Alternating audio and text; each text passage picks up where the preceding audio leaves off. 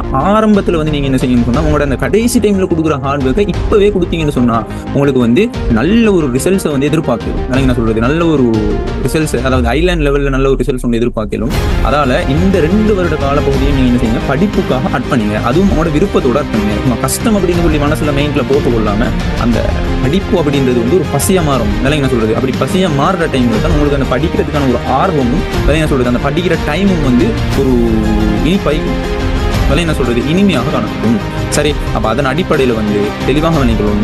இப்பையில இருந்து நீங்க என்ன செய்யணும் அப்படின்னு சொன்னா, நான் எப்பயோ ஆரம்பத்திலே சொல்லிக்கிறேன் அப்படின்னு சொன்னா நீங்க எப்போவோ ஸ்டார்ட் பண்ணிக்கணும்.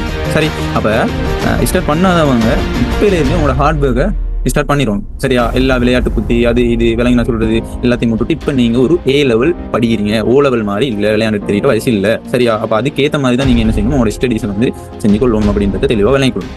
ரைட், அப்ப இது வரைக்கும் சொன்ன வரைக்கும் எல்லாம் கிளியரா?